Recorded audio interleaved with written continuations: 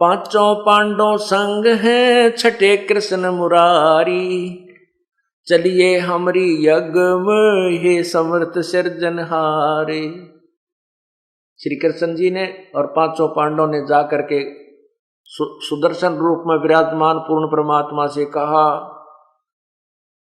कि चलिए हमरी यज्ञ में, हे समर्थ सिरजनहार, हे सारी सृष्टि के रचने वाले, हे समर्थ प्रभु, एक बार हमारी यज्ञ में चलिए। पांडव यज्ञ अश्वमेघ में सतगुरु किया पियान। पांचों पांडव संग चले और छठे भगवान, श्री कृष्ण भगवान और साथ में पूर्ण परमात्मा। पांचों पांडव यज्ञ अश्वमेघ में वाल्मीकि देह। शंख पचायन बाजिया राख्या नहीं संदेह। उस पांडवों की अश्वमेघ यज्ञ के अंदर परमात्मा ने वाल्मीकि सुदर्शन का रूप धारण करके वहां पहुंचे। सुपच रूप धर आइया सतगुरु पुरुष कबीर। तीन लोक की मेदनी वहां सुर नर मुनि जन भीड़।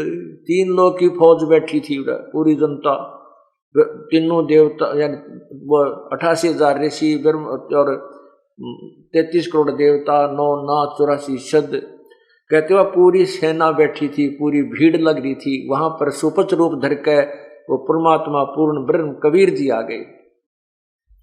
सुपच रूप धर आइया सब दे सतगुरु पुरुष कबीर।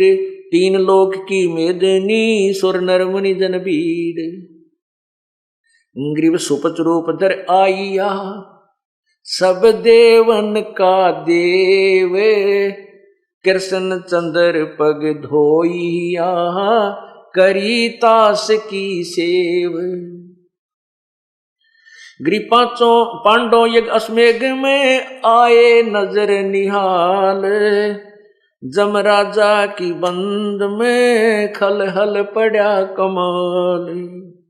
सुपच रूप को देख कर, सुपच रूप को देखकर, सुदर्शन रूप को देखकर भगवान के को द्रौपदी मानी संके। जान गए जगदीश गुरु हो बाजत नाही शंख। सुपच रूप को देखकर द्रौपदी के मन में खोट आ गया। द्रौपदी मानी शंख और जान गए वो जगत गुरु बाजा कोनी शंख, इसलिए शंख बजाया कोन्या। 56 भोग संयोग कर कीने पंचगिरा से। द्रौपदी के दिल दुई है नहीं था दृढ़ विश्वास। पांचों यज्ञ सारा यानी 56 भोग जो 56 प्रकार के आइटम बना रखे थे सब इकट्ठे करके संयोग कर लिया। 56 भोग संयोग कर कीने 5 गिरा से। द्रौपदी के दिल दुई है नहीं दृढ़ विश्वास। पांचों पांडव यज्ञ करी कल्प वृक्ष की छाही। द्रौपदी के दिल बंक है भाई कण कण बाजा नाही। पांचों पांडव यज्ञ करी कल्प वृक्ष की छाही। द्रौपदी के दिल बंक है नो कण कण बाजा ना, यानी अखंड नहीं बाजा, इसलिए शंख अखंड नहीं बजा के द्रौपदी के दिल में मन में खोट था। उस खोट को निकालने के लिए ये परमात्मा ने फिर एक लीला न्यारी की। सुर नर मुनि जन यज्ञ में त्रिलोकी के भूपे। सुपच यज्ञ में आइया नित बेचत है सूपे। अब उस पांडवों की यज्ञ में सुर देवता, नर यानी जो भक्ति करने वाले भक्तजन, और मुनिजन ये ऋषिया थी यज्ञ में, और त्रिलोकी के भूप 3 लोक के राजा ब्रह्मा विष्णु महेश भी गुप्त रूप धारण किए वहीं बैठे थे। और उस परमात्मा ने सुदर्शन रूप में 56 भोग न भोगिया किन्ने पंचगिरा से। खड़ी द्रौपदी उन्मनी व घाल रही थी सांस मारे थी द्रौपदी। जब परमात्मा ने वो 5 सारे भोजन को इकट्ठा करके खाना शुरू किया तो द्रौपदी उन्मनी सी खड़ी होकर मन मन में खोटी सोच रही थी। बोले कृष्ण महाबली क्यों बाजा नहीं शंख, जान गए जगदीश गुरु ये काटत है मन भंग के। अब कृष्ण जी ने देखा भी शंख क्यों नहीं बजा, फिर वो जान गए कि द्रौपदी के मन के बल को सीधा कर रहे हैं, द्रौपदी के खोट है, इसने सीधा करना चाहते हैं, इसको विनम्र करना चाहते हैं। इसलिए ये जगत गुरु, ये जगदीश जगदीश गुरु यानी पूर्ण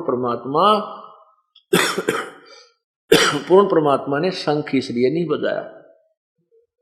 बोले कृष्ण महाबली क्यों बाजा नहीं शंख, जान राय जगदीश गुरु ये काटत है मन बंक।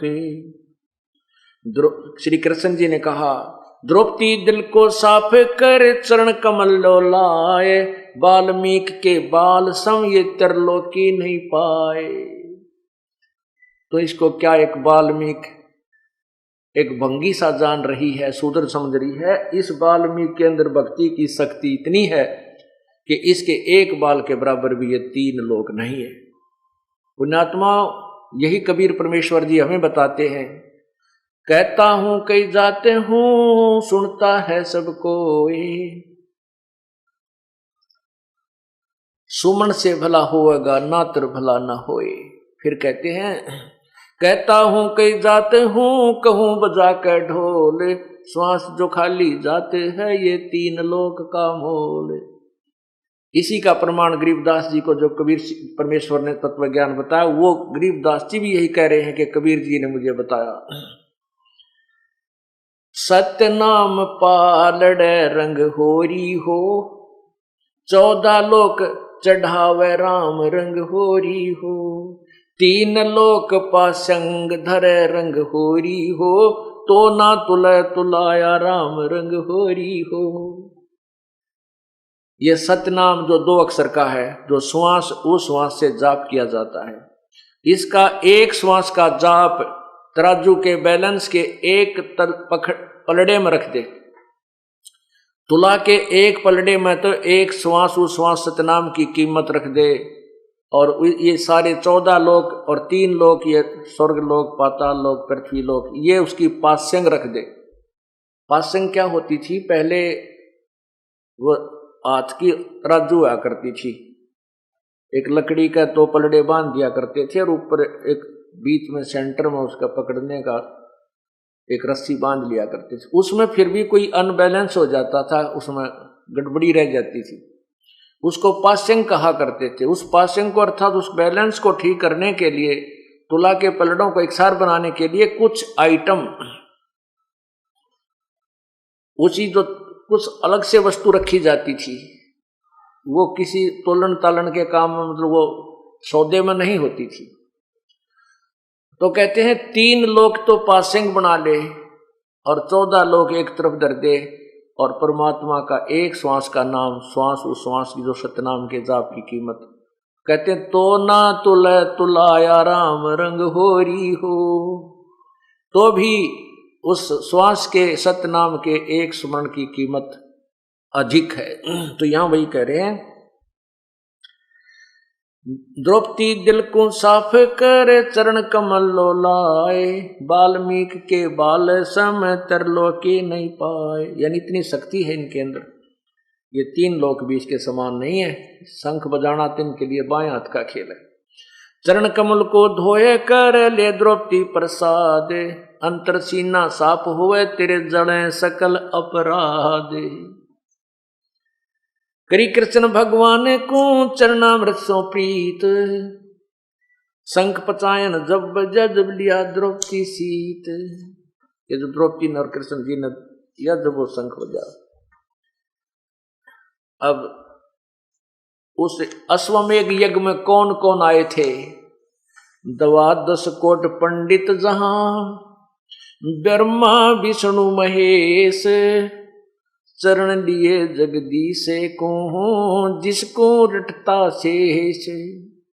वाल्मीकि के बाल सम नाही तीनों लोक, सुर नर मुनि जन कृष्ण सुधा पांडव पाई पोख। वाल्मीकि के बाल सम नाही तीनों लोक, सुर नर मुनिजन कृष्ण सुध पांडव पाई पोख। अब इस आधी पंक्ति जो भगवान की वाणी की, इस वाणी का जो है इसकी आपको व्याख्या करता हूं, आप हैरान रह जाओगे। ये इतनी जबरदस्त वाणी है, इतनी गूढ़ वाणी है परमात्मा की।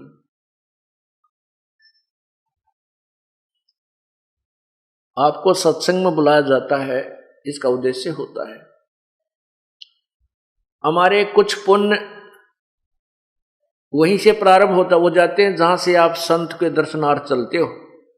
जैसे अभी आपने सुना कि संत मिलन को चालिए तजमाया अभिमान, और जो जो कदम आगे रखे वो एक एक एक समान। एक तो पुण्य वहां से शुरू हो गया, वहां से यहां तक आने के जितने कदम रखे ये यज्ञ बने।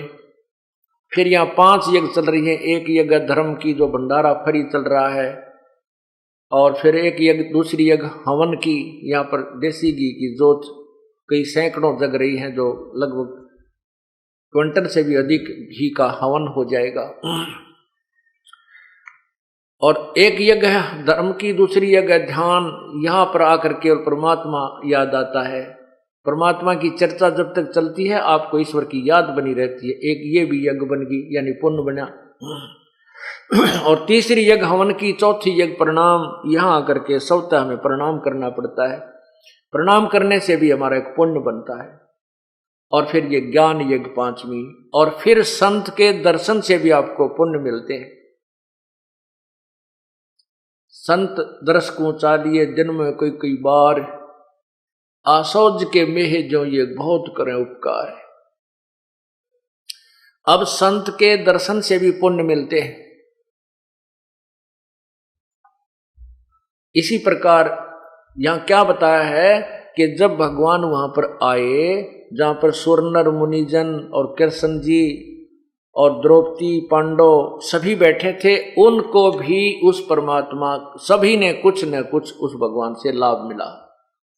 प्रथम लाभ तो दर्शन का, फिर संत की सेवा की, पांडवों ने भोजन कराया, वहां उनको बैठाया, ल्याए बैठा के, ये सारा मिला करके भी उनको पुण्य मिला। तो इस वाणी का यह अर्थ है कि वाल्मीक के बाल सम नाही तीनों लोक, सुर नर मुनिजन कृष्ण सुधा सहित, कृष्ण सहित पांडव पाई पोख। पोख माने यानी कुछ प्राप्त करना, तृप्ति करना। तो उनको तृप्ति हुई, उन सबको लाभ हुआ उस परम पिता के वहां जाने से। वाल्मीक बैकुंठ पर स्वर्ग लगाई लात, शंख पचायन बाजिया गण गंधर्व सब ऋषि मात। यानी सब फेल हो गए, उनके कारण ही ये शंख बजा। पांडवों की यज्ञ अश्वमेघ में शंख पचायन टेरे, 12 कोट पंडित जहां पड़ी सभी की मेर। मेर माने वह प्रभुता, जो अपने अपने आप में वो प्रभु बने बैठे थे, स्वामी बने बैठे थे, एक दूसरे से अपने आप को श्रेष्ठ मानते थे। कहते वहां पर सबकी पोल खुल गई, सबकी मेर पड़ गई, सबकी वह चौधर नीचे गिर गई जिसमें वह अंडी पाके फिरे थे। पांडव यज्ञ अश्वमेघ में शंख पचायन टेरे, 12 कोट पंडित जहां पड़ी सभन की मेरे। स्वर्गलोक के देवता किने न पूरा नाद, सुपच सिंहासन बैठते वो बाजा अगम अगाध। स्वर्गलोक के देवता भी वहां आए हुए थे, उनसे भी शंख नहीं बजा था। और उस सुपच के यानी उस हरिजन के उस बैठते ही उस तख्त के वहां पर आसन पर भोजन खाते ही, और वो बाजा अगम अगाध, वो अखंड बाज गया। पंडित 12 कोटे थे सहदेव से सुरबीन, 88 देव में कोई न पद में लीन। वहां पर पंडित 12 कोटि थे, 12 करोड़ ब्राह्मण थे। और सहदेव से सुरबीन, ये नकुल और सहदेव जो थे ये भी विद्वान थे, समझदार थे, भगत थे। इनको भी पंडित की ही श्रेणी में लिया जाता है।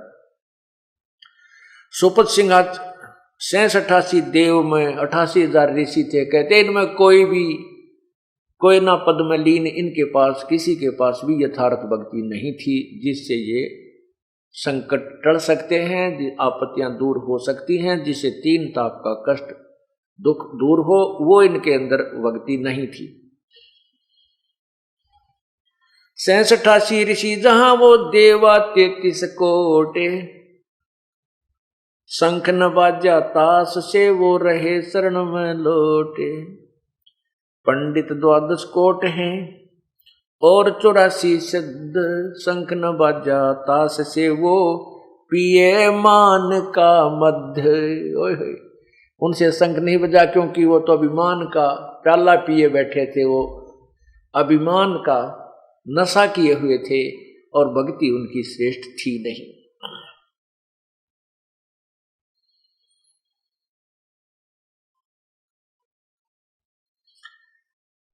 बाजा शंख बजा स्वर्ग सुना, 14 भवन उचारे, 33 तत नाल हा किन्हें न पाया पार। जो 33 करोड़ देवता बने हुए हैं, वो देवता क्या है, ये एक पोस्ट है। स्वर्ग में एक पद मिलता, जैसे यहाँ IAS IPS HCS पद होते हैं, ऐसे। तो क्या बताते हैं कि उन 33 करोड़ जो देवता बने हैं वो पहले मनुष्य थे, मनुष्य रूप में उन्होंने जो भी साधना की उससे उन्होंने देव पद पाया, और देवता पद पाकर फिर भी खाली, क्योंकि मोक्ष मार्ग नहीं है। यहां कहते हैं कि बाजा शंख स्वर्ग सुन्या, 14 भवन उचारे, 14 लोकों में स्वर्ग तक सबके वहां आवाज गई, और 33 तत नाल हा किन्हें न पाया पार। वो 33 करोड़ देवता भी इस तत्व ज्ञान से अपरिचित थे, जिस कारण से उनके अंदर ये भक्ति नहीं थी जिससे संकट निवारण हो सकते हैं, जो अन्य को भी लाभ दे सकता है।